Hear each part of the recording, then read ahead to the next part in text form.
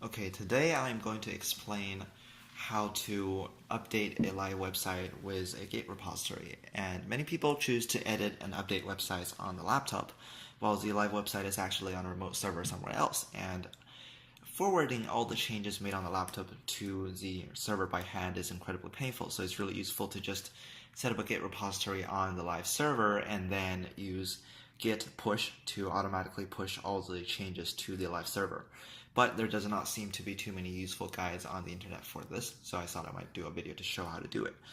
And here I have SSH'd onto the remote server where the website will be, and I'm just going to create a bare Git repository here. And here the folder is ending. This is actually a folder, but it ends with a .git because bare Git repositories generally end with that. Not non-bare Git repositories simply just don't have an extension. Oh, okay. And here I'm just going to do a bare Git init. And why it's bare? A bare Git repository is essentially a Git repository that does not have the actual files in it. It's only the functional. This only contains the Git work files. So the actual files that will be on the website that make up the website itself is not here. And what is the point of doing a bare Git repository? This is because if you actually just put the Git repository on the visible part of the website, aka var www, where the public can see it, then the public can basically see your Git repository, and there might be information there that you do not want to see. Say like where the GitHub account is and all that kind of stuff. So essentially, you are making a bare Git repository that is in the private part of your server, and you are making the website files, essentially the work tree, in the public visible portion of the server, and you are letting the bare Git repository know that the work files are over there. So, here's a crucial thing we need to do. So here we have some hooks, right? Hooks are essentially scripts that that Git knows to execute, and here we are going to do something called post receive, and effectively we're going to let this bare Git repository know that where the actual work tree is, which is here, home iDataClo www gunhacks. This is where the website files will actually go.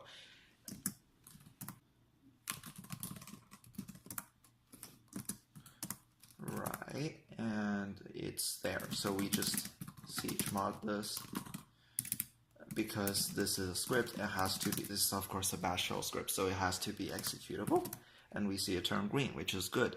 So essentially what's going to happen is this bare Git repository is going to know to execute that script once it receives a push, right? And that's going to be really useful because without it, we're not going to actually have the files anywhere. And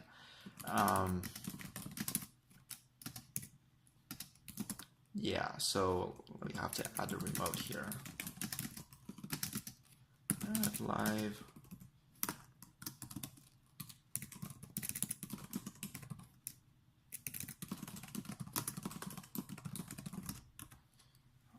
iDataClo.org. This is really tricky to try and remember. Home iDataClo home iDataClo gunhacks.git, I believe. Git remote add live. This is adding a git remote, so you don't have to enter this super long URL every time you try to push. You just say push to live, and it knows that you're actually trying to push here. Essentially, it's an alias for where you're trying to push to. Right. Let's give that a try. Not sure if there are typos in there. So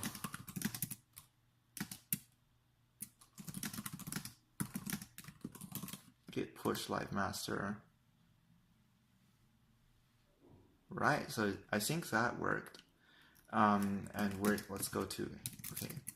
So here, of course, nothing really changes. And what we're actually going to do is go to www gunhacks. This is where the actual website should be. And as you can see, all the websites are here. This is the actual website.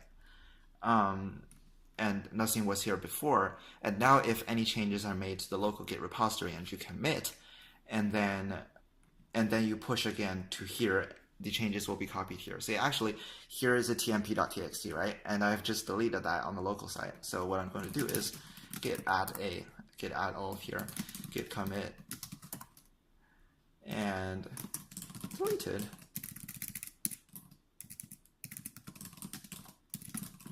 Delete the test file. So that, and then git push live master. That's done.